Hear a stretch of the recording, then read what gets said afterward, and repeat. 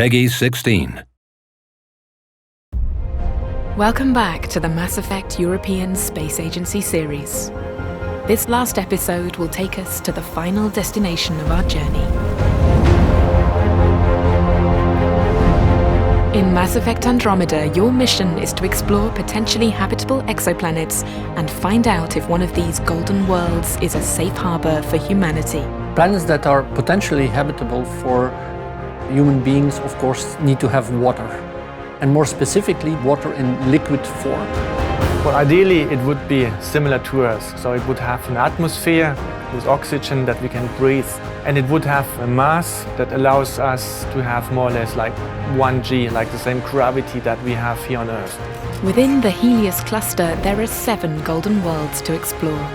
A scenario not far from reality, as the recent discovery of the TRAPPIST-1 system shows. There are 7 together around one star, and this of course makes it very exciting to look into that specific area. But there are many more planets that we know of today that are actually in the habitable zone and that are rocky planets.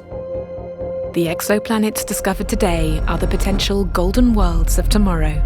That's why scientists are already investigating the technology we'll need to reach and explore those planets.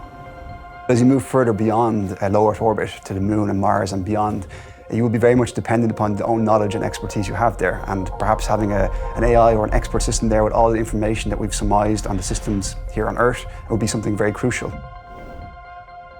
In a few years, astronauts hope to have goggles available that have multispectral vision, that not only look in the visual band, but also in the infrared, in the ultraviolet bands, and that will enable very much exploration of an unknown environment.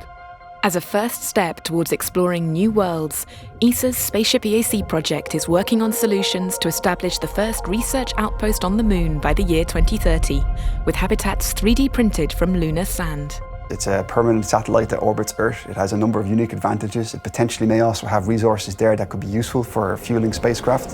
What we really want to use the Moon for is kind of a testing area where we can develop the technologies and the operational concepts that we will need to survive on planetary surfaces. In Mass Effect, ESA will not stop at the Moon, but also establish the first settlement on Mars. In reality, ESA's next step towards the Red Planet is the ExoMars mission.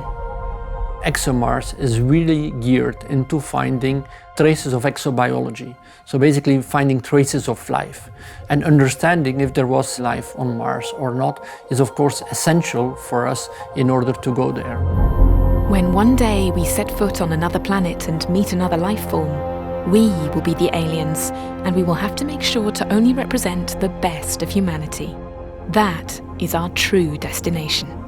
I think it would be a fantastic opportunity for us to meet other life forms, to explain our culture, to explain our history, and then just to know that we're not the only species existing in the universe.